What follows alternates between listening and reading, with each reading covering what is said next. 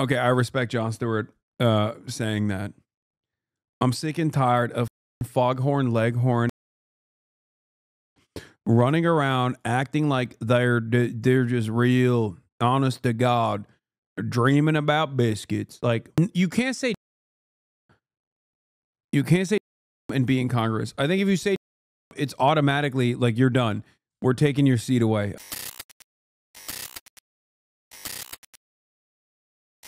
Look at how efficient. Look at how efficient DOGE is. It's so efficient. It's eliminating itself. Oh my God. I'm sorry. That was an insane burp. I couldn't even finish the sentence, dude. What the f is wrong with me? Oh my God. God damn it. Sean Hannity's a better commentator than me. He is. He's a better broadcaster than me. He ain't never burping into the microphone. Oh, Jesus Christ, dude. Legendary push? It wasn't even a push. It just came out of me. Ban the chatter sniffing? No, I'd rather have y'all sniffing than complaining and being like, eh. Oh, my God. That has some bass in it? Yeah, bass. Oh, my God, C-Mac.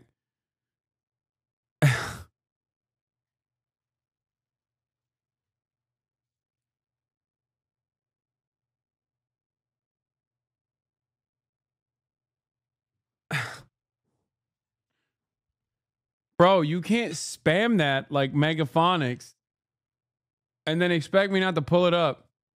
Ladies and gentlemen, welcome to the Daily Show. My name is Jon Stewart. We have got a show for you tonight. I'm going to be joined later by Rupa Bhattacharya. She is the legal director of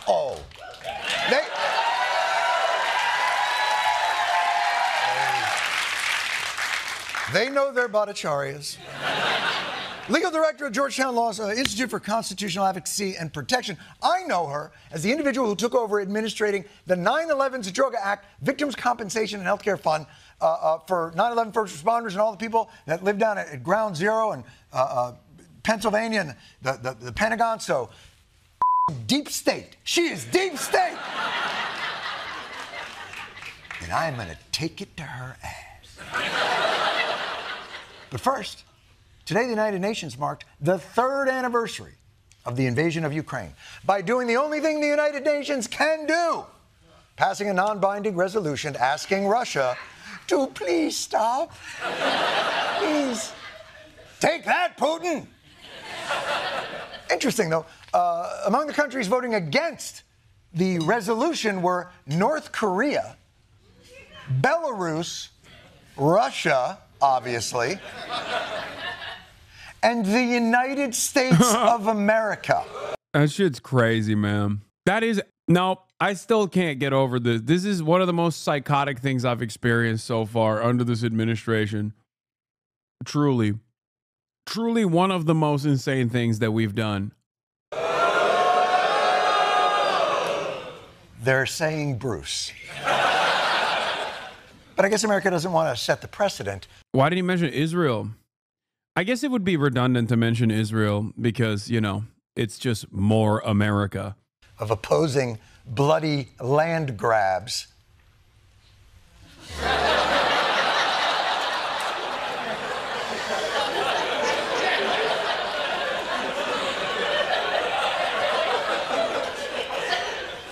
So green. And landy. But hey, Century being the good guys in America, you know, whatever. It's not the only thing Donald Trump is busy disrupting these days. As you know, the DOGE project, the department, headed up by the Nick Cannon of white people, Elon Musk, is in... It's in full effect, and it may surprise you. I, for one, happen to be, quite frankly, DOGE curious. I'm actually somewhat DOGE adjacent. So, Mr. President, if you would. We have to solve the efficiency problem. We have to solve the fraud, waste, abuse, all the things that have gone in the government. Yes! Now, yeah, white Nick Cannon is disrespectful to Nick Cannon, you know? He's a better dad than Elon ever will be. Let's be real. If you had woken up from a coma and heard nothing else that this man had said for the last 10 years, you might think to yourself, I like this guy. I, too, believe government needs to be more efficient, to weed out waste, fraud, and abuse, and deliver the necessary services that Americans rely on more agilely. So what do we do first? Do we pour through the Inspector General's reports that have addressed these things? Utilize computerishness to excise redundancies in the system? Find ways to more efficiently deliver the government assistance so many Americans rely on? What's first? Elon Musk and his DOGE team firing thousands of federal workers. They're trying to cut 10% of the federal workforce, which is 200,000 jobs. Oh, have we determined if those are effective workers? Is it based on performance? Are you going in with a scalpel so that we don't hit any vessels and vital organs?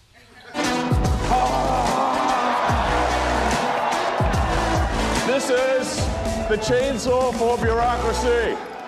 Chainsaw!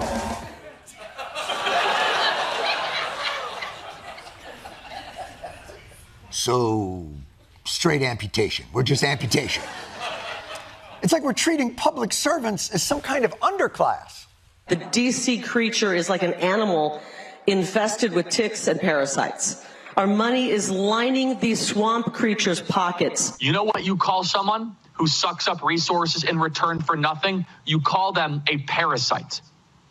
Charlie, what have you done? Like, I'm imagining a fucking scientist that's like analyzing weather patterns, okay, on a damn map so that they can inform the public on whenever there's like a hurricane or tornado happening. Charlie Kirk is sitting around calling them a fucking parasite, dude. What the is your output, dumbass? All you do is get money from wealthy people and fucking lie to those wealthy people and act like you're actually genuinely changing like elections for student body government. That's what the entire process of Turning Point USA is. He goes to wealthy people and tells them, like, if you give me money, I'll be able to do lobbying at the level of student body government elections. Until recently with TikTok, I don't think a single young person knew who the f this guy even was. And that is what the federal workforce has become. These saboteurs, the dead-enders, the DEI undercover agents. The fraudsters, liars, cheaters, globalists, and deep state bureaucrats are being sent packing. Yeah! You! Guy who tests water for appropriate levels of fecal matter? What are we talking about? What? You know... Dude, what the f did you send me? What is this goddamn link? xcancel.com? What is this woke ass link? Is this like a way to look at Twitter without being on Twitter? Chatter, explain to me what this link is right now so you don't have to log in. I'm already logged in, man. Ay. This is a stark emotional whiplash from looking for efficiencies. But apparently our nation's civil service is now synonymous with waste, fraud, and abuse. And MAGA world is celebrating. Oh, shocking. Almost 40% of the 1,000 government contracts being canceled by DOGE will produce no savings, the Associated Press reports. Nah, no way. Ironic because half of those are contracts at the end. Like as in they've almost run out of the existing money. Okay? So they're just not re-upping the contracts. Ironically enough, half of those contracts are still necessary. Anyway, I'm not going to make fun of that chatter for sending me a no Twitter chat. Apologies. Thank you for sending me the DOGE administrator information. If you're a Democrat and you're wondering why your party isn't fighting back, this might explain it. In January, Democrats' House campaign arm, DCCC, took $2.5 million from a lobbying group Invariant. Their top client is Palantir and SpaceX. Uniparty has a new donor class. Okay, Jank, you win this round. Normally, when someone sends me a link from Uncle Jank, it's usually something ridiculous, but he's right about that. There's this guy called William Bank who got arrested stealing lawn signs, escaped jail, scammed $50K from crypto bows, donated to Palestine, allegedly. Yeah, that's a bit, dude. That's not real. I think they, I think they rented out a prison or something. It's not real. He didn't actually escape jail, dude.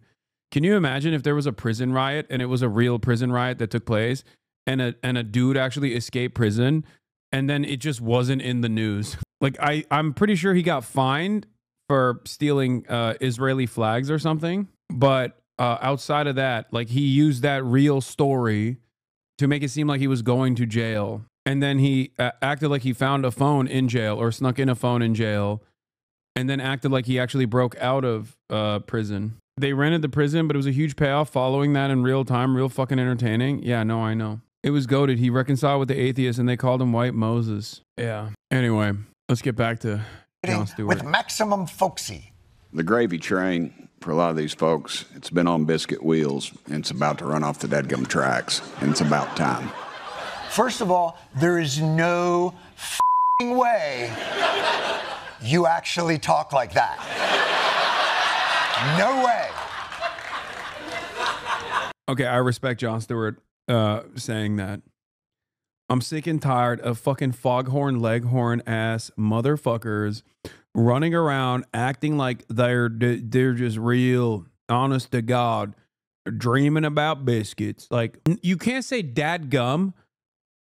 You can't say dadgum and be in Congress. I think if you say dadgum, it's automatically like you're done. We're taking your seat away, okay? Dadgummit.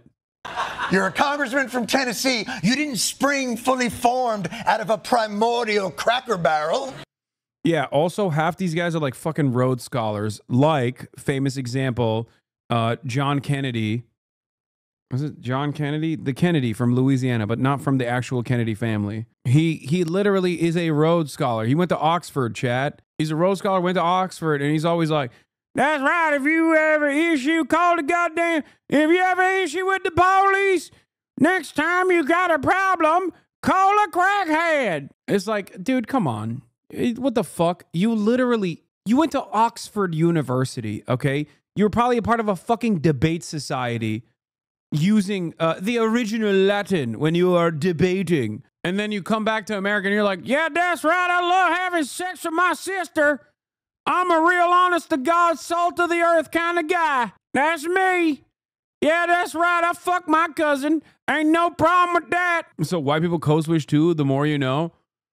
No, he's not. There's a difference between code switching, which you do as a mechanism of like survival or a mechanism of like getting, like if you're a black person in a predominantly white space, like a professional space, you're code switching so you don't get dunked on or you don't get undermined. He's putting on a front. It's different. Even the Peckerwoods are soy now. Unbelievable. If you and I are together, I don't give a fuck who's trying to get my attention. You will never be my second choice. You will never be my maybe. You will never be my sometimes. You will always be my priority and always be my fucking everything. If you and I are together. Oh, Zesty Peckerwood Boys is funny. All right, let's finish this. This here bureaucracy is a... Yeah, I love Gen X content on TikTok. It's the best. Got nougat choo-choo to a crawfish boil on my flapjacks.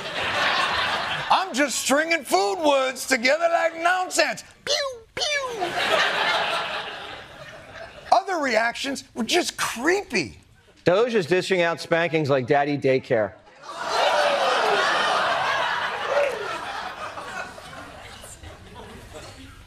I don't remember the spanking scene from Daddy Daycare.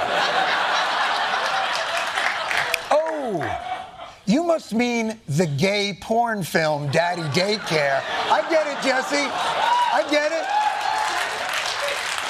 You were watching the film that answers the question, what would happen if a bunch of dudes in a daycare?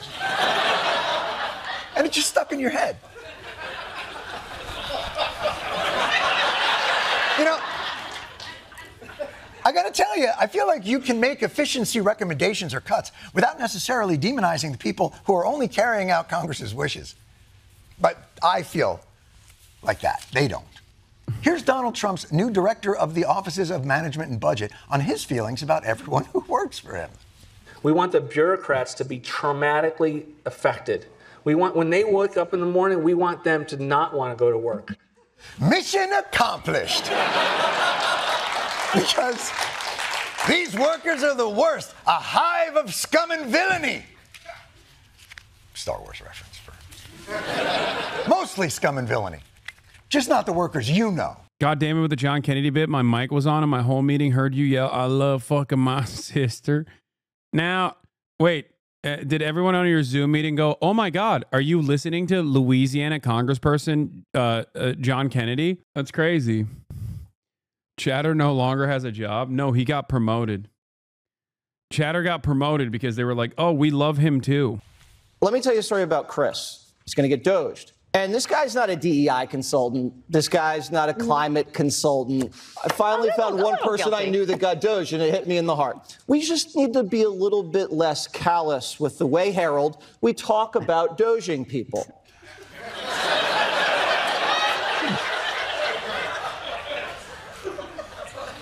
Do you watch your f***ing show? Yes, you certainly want to be callous, like referring to someone losing their livelihood as being a child being spanked at daycare.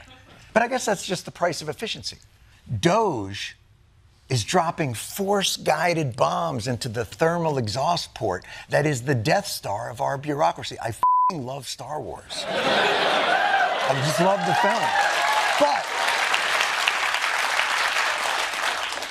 DOGE is Jedi-level shit, man.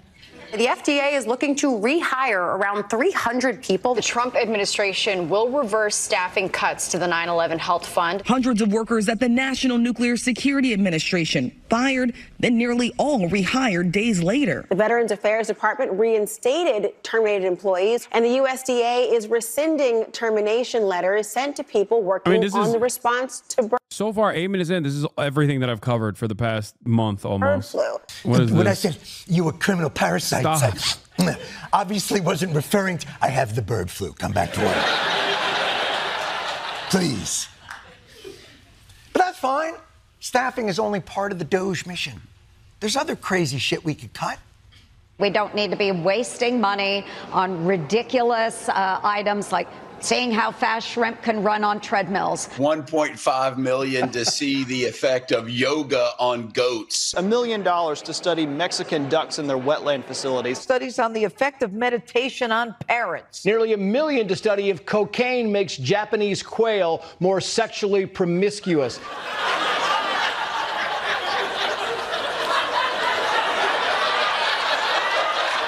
I like that they will put studies like this that sound ridiculous on its face out there, and immediately like a shit ton of scientists will be like, hey, I worked on this study. It's figure out the dangers of pesticide or some shit.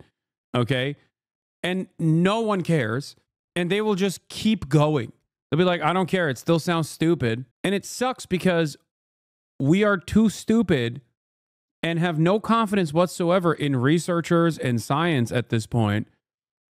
And also no apparatus that can correct the record that we also confide in. So now it's just, we're falling off a cliff. Like when I hear stuff like this, I don't immediately go, oh, wow, that must be wasteful spending because some pervert likes to imagine quails getting off or something. I think to myself, there's probably a usage for this study. There's probably some kind of utilization that will come out of this study because I don't think I'm smarter than everybody else. I can't believe, oh my God, I can't believe you're defending this. I'm literally explaining to you what, when I hear something that sounds weird that grants have funded in the field of research, I don't immediately go, hey, I'm smarter than every scientist. I know for a fact that this is dumb, okay? Because I'm not a fucking bot. I'm explaining to you, not only am I telling you what my thought process is, I'm urging you to also exercise that similar caution because I suspect that Jon Stewart will probably now describe what that study was for. Because this is quite literally how animal experiments work in general. They're not just to harm the fucking animals.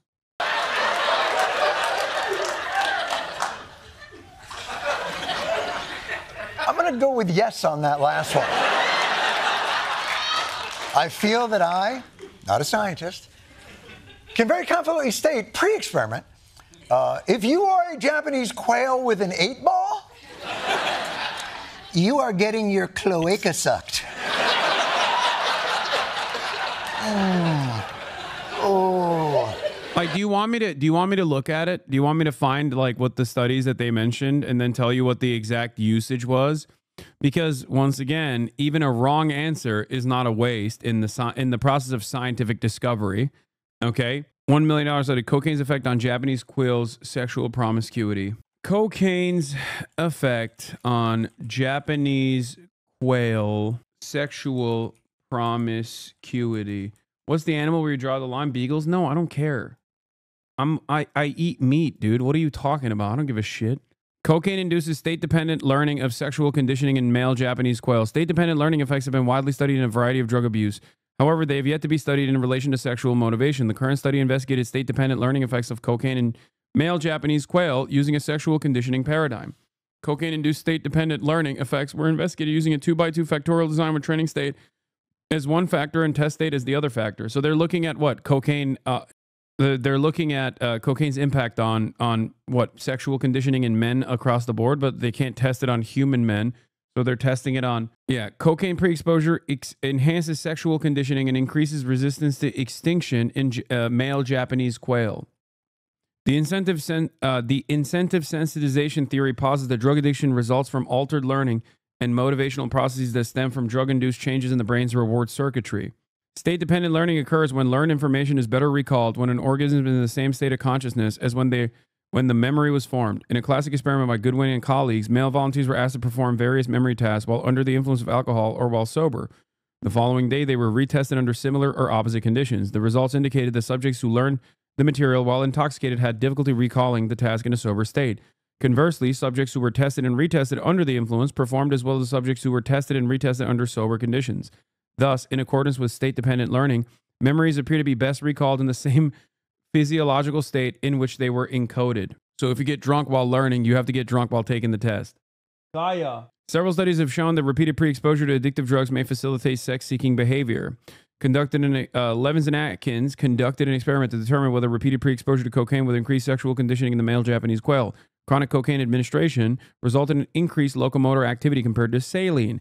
After a 10-day withdrawal period, male quail received sexual conditioning trials that consisted of the presentation of an arbitrary conditioned stimulus, followed by sexual reinforcement. Males that received repeated administration of cocaine demonstrated more conditioned approach behavior to the CS compared to males that received repeated administration to the repeated administration of saline. Results and discussion. Anyway.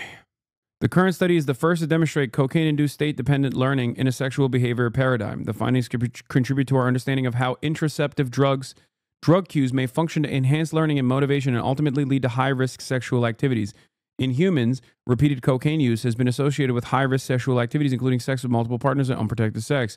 From a state-dependent learning viewpoint, memories are best recalled in the same physiological state in which they were encoded. The current findings suggest that repeated exposure to cocaine during sexual activity may later increase sexual motivation, and this may in turn lead to high-risk sexual behavior. There it is. Now we know. That's why they did that study. You have proved their point. The study is useless. Oh my God. No, I hate this. I hate this country. I hate the people. Okay. I hate how stupid people are, because you go, we already knew that, didn't we? Yeah. By taking cocaine, like I get horny when I'm on cocaine. These studies then also yield new scientific discoveries, chatters. Oh my fucking God.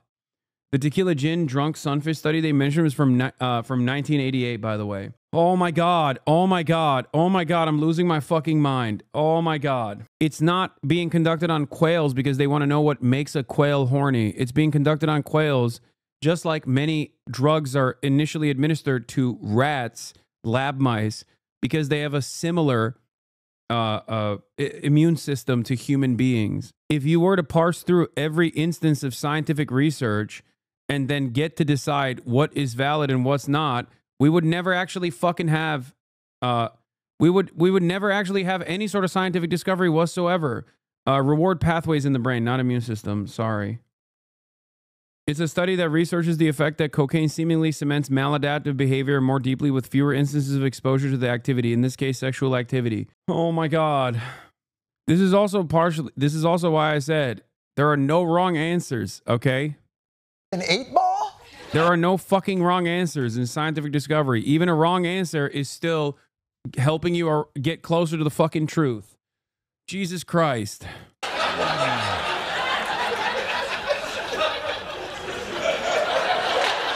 I'm sorry. That may be the most favorite thing I've ever said on this show. No, that's not. Yeah, I mean, here, this is how experiments with Gila monster venom led to the blockbuster weight loss drugs like Ozempic. Okay. Last year, one person tweeted the U.S. government paid for an experiment that tested bobcat urine on rats. Musk responded, some of this stuff is not merely a waste of money, but outright evil. However, Musk also publicly supported using weight loss drug in the same category as Ozempic and tweeted that nothing would do more to improve the health, lifespan, and quality of Americans than making GLP inhibitors super low cost to the public. Nothing else is even close. Yeah, well, GLP-1 agonist that he promoted comes from a government-funded science that started in the 80s with curious scientists testing a variety of venoms on guinea pig pancreases. Science that researchers say would likely not be funded today. Back in the summer of 1980, gastroenterologist Jean-Pierre Rothman started working at the National Institutes of Health. The research was not especially glamorous. His job was to take guinea pig with venom from animals like bees, wasps, snakes, frogs, and lizards. This was part of the research on the digestive system. The pancreas plays an important role because it produces enzymes that help us digest food. The researcher Rothman worked under wanted to know if there was anything in the venom that would trigger the pancreas to release more enzymes to digest food more quickly. But if we left it up to fucking dumbasses, yeah, but that sounds more scientific than coke and you can't say that there isn't stupid excitements. You can't even spell experiments, dude. Shut the fuck up. My point is, it's better to leave this up to the fucking scientific researchers than random dumbass tricky keys in the fucking HasanAbi broadcast. You don't get to have a say. Do you understand how these grants are given? Do you think that it's just like, oh, dude, I have a spare $7 quintillion laying around. I can't wait to give that to my dumbass scientific friends. Just come to me with any silly experiment, and I'll just give you the unlimited funds I have. Do you think that's how it works? You fucking idiot. Just think. You don't even have to know how the grants process works. Just think in your mind. Just close your eyes for a brief moment and think, does the government have unlimited funds for scientific discovery? No. Does that mean that there's probably a rigorous application process for handouts, grants given to scientists? Probably. I don't know why I need to walk you through these fucking steps. How do I have to walk all of my chatters through these fucking steps? Think for like a second. If something doesn't smell right, if something doesn't feel right, okay, that doesn't mean it's automatically fucking stupid. This is at the heart of American exceptionalism, where people unironically think, well, if something doesn't sound right to me, well, that means that there's some trickery afoot, okay? Or there's got to be some goddamn trickery afoot. You are literally undermining scientific discovery, okay? I don't want to fucking live on a planet where you have a say in this process. I'm sorry, you're too fucking stupid. And you know who else is too stupid? Me, okay? But the difference between you and I is that I know I'm stupid. You don't know you're fucking stupid, so someone needs to tell you you're fucking stupid, okay? I did not go and get a fucking PhD. I don't know how all of this rigorous research is conducted, but at least I know my limitations, and that's why I don't immediately go, all these fucking nerds in lab coats are actually farming my government funds that should be going to the newest baby murder machine at Raytheon. Fuck! This is what's so unimaginably wrong with American society, okay? COVID literally bricked so many fucking stupid people's brains where they just thought like, well, their scientists are lying to us. They just want to vaccinate us to make us gay. You know, famously wealthy scientists, by the way, famously. Oh, I learned about scientific discoveries from animal testing in high school in the Middle East. Do Americans not learn about it? Americans don't learn anything. They just fucking fly off the handle. They just decide if something sounds stupid, then I don't want it. because it sounds stupid to me, and I'm God's most brilliant soldier.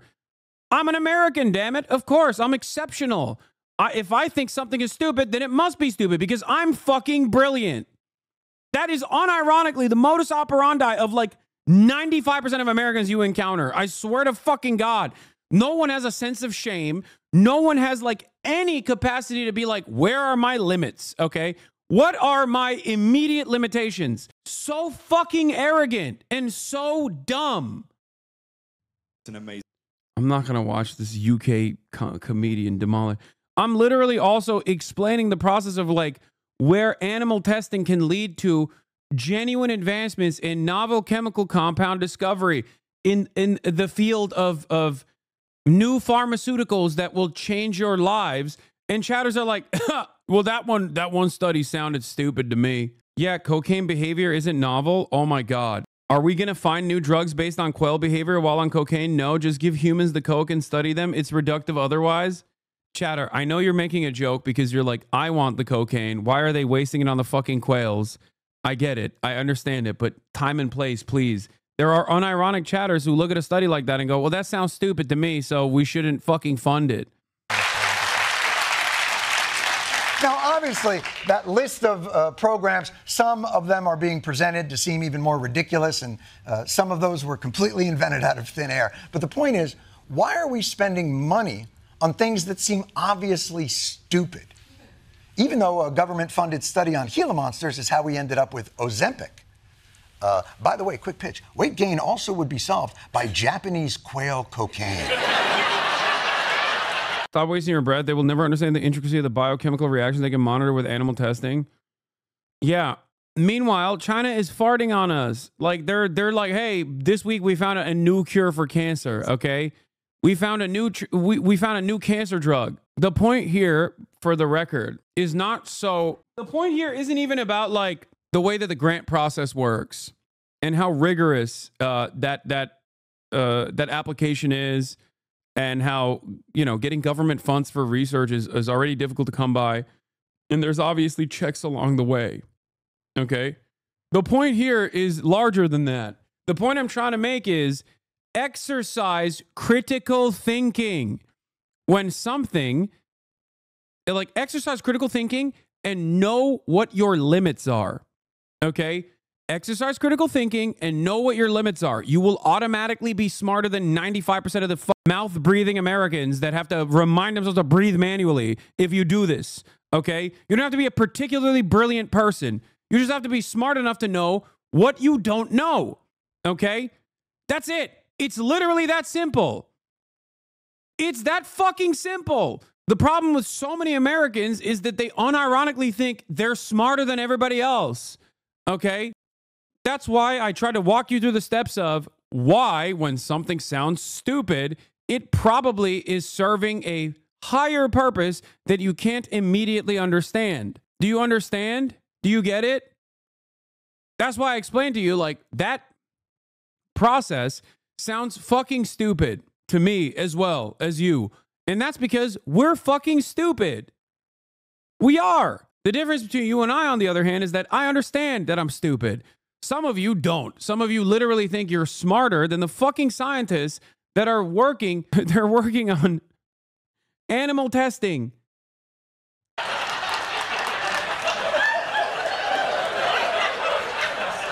It's really the Star Wars of drugs, cocaine. No downsides. You'd be having your cloacas sucked in no time. All right. But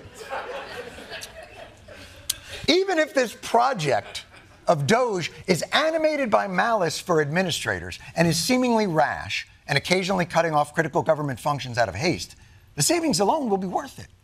On the DOGE website, they posted $16 billion saved just in canceled contracts. Interesting, if true. A closer look shows big problems. For example, DOGE claimed axing a single immigration and customs contract saved $8 billion. Turns out that contract was worth a maximum of $8 million. The Wall Street Journal estimates the actual amount saved at not $16 billion, but closer to $2.5 billion. Well, who amongst us hasn't lied about saying something is 16 when it's really 2.5 billion inches? That's not true either. See, it seems that DOGE is struggling a bit to get its footing. From made-up claims about $50 million of taxpayer money going for Gazan condoms, to billions in Social Security payments to dead people, a claim that turned out to not be real, despite what you've heard. We have millions. I want to go back to the critical thinking thing again. I'm sorry, I can't let it go. I'm still mad. One last note that I want to point on this, okay? If you find a scientific study that actually has not yielded any immediate, tangible, beneficial results, okay? And you think this one example proves that there is tremendous waste happening and we should cut the grant-making structure, you are still a fucking moron, okay? I just wanted to repeat that one more time. This is a very serious subject because it touches on everything, okay? I'm using this as an analog. I'm using this as an example that shows the way that people think about everything in this country is completely busted, okay? And millions of people over 100 years old because they're obviously fraudulent or incompetent. But if you take all of those millions of people off Social Security, all of a sudden we have a very powerful Social Security with people that are 80 and 70 and 90, but not 200 years old. True. You can't argue with that if only it were happening. But it's not happening. We're not paying millions and millions of dead people's Social Security money. And even if there was a 200-year-old man walking around, he wouldn't need Social Security. He'd still be in Congress. Guys, I'm going to tell you something. Cutting money shouldn't be this hard. I'm starting to think that we as a country don't understand where the real waste, fraud, and abuse in our system really is. Maybe the savings we gleaned from cutting VA nurses and iguana STD studies isn't where the real money is. Let me see if I can noodle. You know what? Let me join DOGE. I'm going to see if I can noodle some ideas here. I want to get down some certain ideas. I want to there you go. I got that. Let's see what I can do here. This is my want to be an accountant starter kit. So I got it off of Amazon for $5,000. My accountant told me not to get it. So we're looking to save taxpayers some money. And I know, let me think. We got the studies that are done. How about we just take $3 billion in subsidies we give to oil that already turned billions in profits? How long did that take? Oh, wait. How about we just close down the carried interest loophole on hedge funds? That's $1.3 billion a year. Oh, how about we stop the $2 trillion we've given to defense contractors to build a fighter jet that blows when everybody knows the next war is going to be fought with drones and blockchain, whatever that is. Holy shit. I can't believe it. I just saved us billions of dollars in 11 seconds. Just call me Big Balls. Right? I'm sorry, I'm being told that nickname is already taken. Well, can I get a DOGE nickname? Well, disturbingly low-hanging balls? Really? Oh, like you've never heard of how would you even know that? Oh, I'm sorry. But see, this is where the real money is. The real money, the money our free market-ish system uses to prop up corporate profit at the expense of the taxpayer. Pharmaceutical companies get everything from our government: tax breaks, research grants, patent extensions, worth billions of dollars. And what do we, the people, get for it? The highest drug prices in the Western Hemisphere. And for some reason, the possibility of an infection in our perineum. Why would you take a drug that would give you an infection in your perineum? And why are they telling us about it at dinner time? But you know what's so horrible about our system now and the corruption that lays within it? We're so f***ing numb to it, we actually tout tiny cracks in that exploitation as victory. The president touting the first ever negotiations with pharmaceutical companies to lower the cost of 10 drugs. And today, I'm proud to announce that Medicare has reached agreement with all manufacturers on all 10 drugs selected in the first round of negotiation. Oh, can it be? The companies we subsidize with billions of dollars are allowing us the privilege to negotiate the price of 10 of their... Only country in the world where this doesn't happen, by the way, automatically, by default, by the way. Just want to mention, by the way, this is like the only country where it was illegal for the government entity that is mass purchasing drugs, the VA, was not allowed by Congress to actually engage in price negotiations for bulk purchase pharmaceuticals. You might say, Hasan, we don't have a lot of government entities that bulk purchase pharmaceuticals in the way that like other countries with socialized medicine structures have, which is true, because normally if you're getting a medication in a normal country, they actually are ahead of time mass purchasing that medication and buying it at insanely low prices in comparison to Americans. In the United States of America, until like a decade ago, it was literally illegal. Still a long way to go, of course, in terms of price negotiations with big pharma, but their drugs, and 10 is all of them, right? It would be embarrassing if it was a small drop in the bucket and that the American people didn't expect that we should negotiate for all their f***ing drugs because we've already paid for it with our subsidies. Are you f***ing saying? Come on!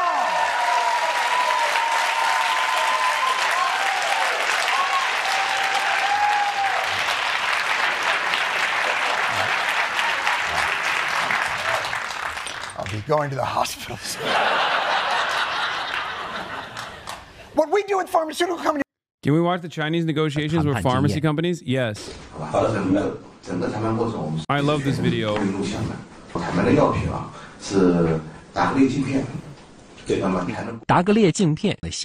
Watch this shit. Watch this shit. Hold on. I'm going to fix it for you. 那么我们就开始低廉报价，其他的客单价位就不讲了。我们低廉报价是5块6毛啊。企业第一次报价没有在医保谈判价格范围内，企业谈判代表马上重新快速调整报价。所以我们第二轮报价，我们就报一个对4块7毛啊。这款药国际价格是7到8元钱每片，企业第二次报价是4.72元。 Government official, now you're in our price range. Beep, beep, beep, beep, beep, beep. It's a good medicine. It was in our Medicare list in the past, and being recognized by our health professionals. I'd expect you to give a consideration to lower the price in the next offer. 价格入围了，可以继续谈下去。谈判双方都算是松了一口气。不过，国家医保局的谈判代表还是希望这个价格能再降低一些。 Oh, you want access to the Chinese market, dude? Guess what? You're gonna have to fucking pay for it. 4块6毛2，对，过这个价我觉得我应该授权。这是拿最低的价。 Farmer rep says I don't have authorization to lower that price. Official says there's still room. 时间在1分1秒的过去，国家医保谈判代表竭尽全力，力求用最合理的价格让好药进到医保目录。10块5，再下调3个点，这个1分1毛的。这个价格已经比韩国还要低了。但是你要想韩国多少人口啊？这中国多少人口？ He says, what's the population of South Korea versus China? I'm here to negotiate on behalf of the whole nation's healthcare system. You will receive many benefits. We can assure your medicine can gain access to hospitals in the quickest time. So how about another sincere offer? Rep says I need to make another call. 给出了4.5元的全球最低价，但是国家医保部门谈判前已经全面了解了药品在全球的销售价格，再结合中国的患者人群数量，测算了谈判底价。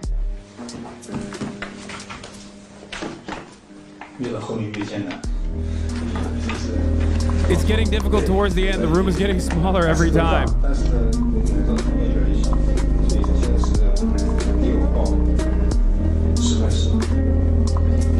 4.4. Too many. 4 is unlucky as it means death.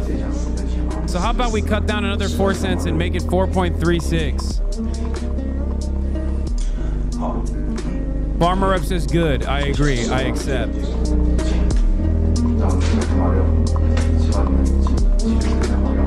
Says please keep making good medicine to benefit the public need. 每个药品后面跟着的都是一个疾病，这个疾病又涉及到很多患者，一个药品能不能进来，甚至关系到参保人员的直接受益。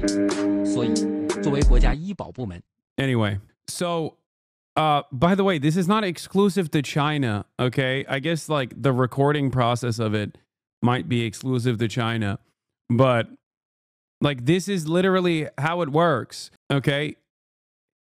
A better future is possible, okay? Also, here, it's also known as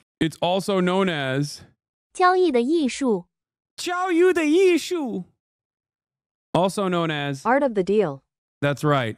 In Mandarin. Once again, how do we say art of the deal in Mandarin? 交易的艺术交易的艺术 交易的艺术 Okay? I had to play some Sigma Grindset music in the background so you guys understand. In the US, the drug costs $8 per pill, by the way. 4 yuan is less than $1. The cost of Farxiga 10 milligram oral tablet is around $635 for a supply of 30 tablets. It is $18 in China for 30 tablets. That is what we like to call in the business 交易的艺术交易的艺术 Okay, that's what we call it. America is one of the only marketplaces where pharmaceutical companies actually dictate what their prices are, just so you understand. It is one of the funniest, most fraudulent things on the fucking planet.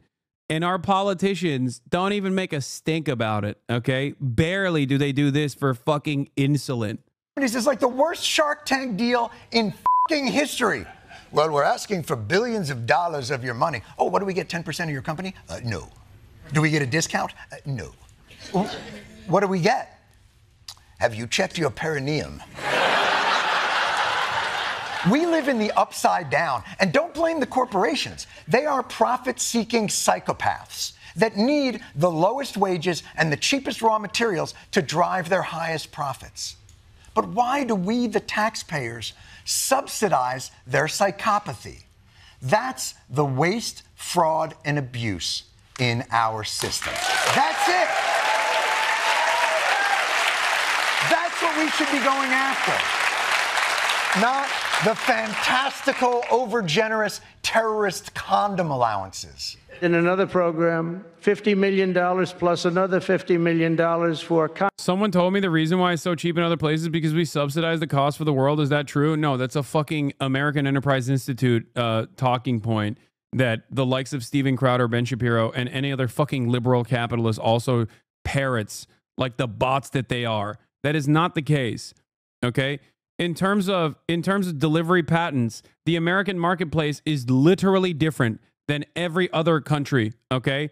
America, Japan have specific distribution patents that a company makes because that's how profitable it is. It is literally the American and Japanese marketplace is held to a different standard. So companies will often have global distribution patents versus American distribution patents because companies can make more money in the American distribution patent than the global distribution patent because the profit margins are still not non-existent, mind you, okay? But much smaller overall. Think about how fucking ridiculous that is. The other argument that they make always is, well, America subsidizes the rest of the world's defense. Okay, we subsidize the rest of the world's defense. Like, can you imagine the notion that the American government is benevolent. Like we're so good at subsidizing the rest of the world. That's what we're doing. And we're just farming our own country. No, because we're fucking stupid. And our entire country is basically, our country is basically a government coffer for subsidies for mega corporations. And our consumer base is just there to consume. We're stupid. We have a lot of money. And nobody understands that they're getting shafted. If a company was not going to make money in a marketplace, they just would not enter that marketplace. That's it. It's that simple. That's why certain drugs don't exist in certain marketplaces, because the government will be like, that's too expensive for us. Condoms for Hamas. You know about that? $100 million for condoms. Yeah, the notion that the pharmaceutical industry sells drugs to the rest of the world at a loss because they're nice is so stupid. Because if you know anything about how fucking unimaginably cruel Americans are, if that literally was the case, why isn't Mr. America First going, hey, you sell those drugs at a loss to other marketplaces. Why don't you sell to us at a loss? Maybe because he knows where his bread is buttered, okay? Maybe it's because he's not here to shake up the system. Condoms. Does everybody know what a condom is?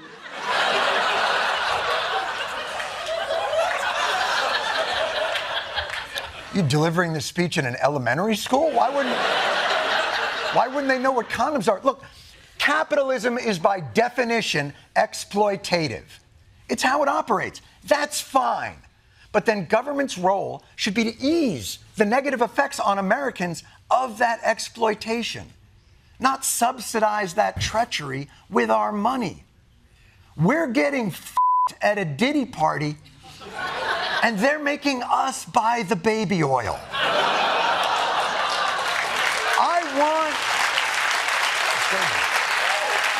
Look, man, I want DOGE to work. I want better efficiencies. I want to get rid of the alphabet agencies that don't do enough, make the Pentagon pass an audit. But we are doging in the wrong place if we want to really change the system. Companies like Walmart and McDonald's make billions of dollars in taxpayer-subsidized profits, yet many of their hardworking employees need taxpayer-subsidized public assistance. Airlines get billions in bailouts that they use in stock buybacks and bonuses. But if you're on food assistance, you're not allowed to buy hot food with it. Because apparently heated entrees are for winners. We are subsidizing the very system that makes workers' lives harder in the first place. All in the name of freedom and liberty. But the greatest restriction of freedom in this country isn't DEI and pronoun pressure. It's f***ing poverty and struggle. And the government's role, I'm not done, you bastards.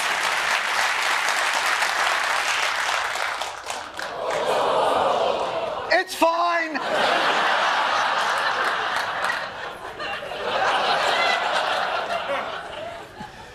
The government's role should be to end the corruption that enables that exploitation. That's what the Democrats should be doing every day.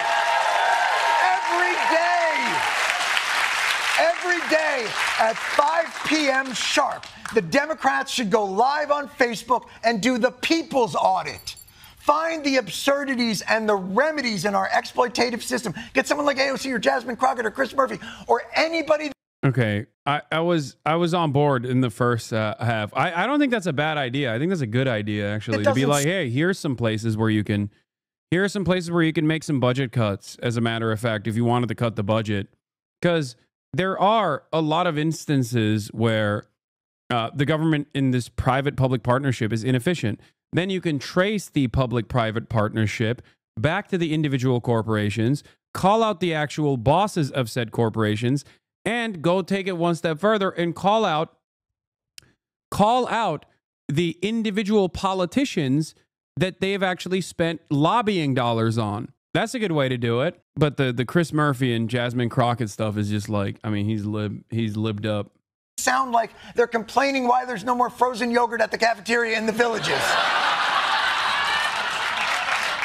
I'm sorry. It is.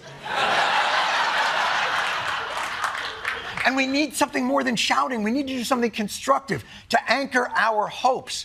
a new acronym for a new age. It's not MAGA. The other reason why the Democrats could never do that is because they also get government fund. I mean, they also get lobbying dollars from the same exact corporate benefactors. It's something more like Make America Not Governed in obviously negative. Oh, abort! I'm kidding!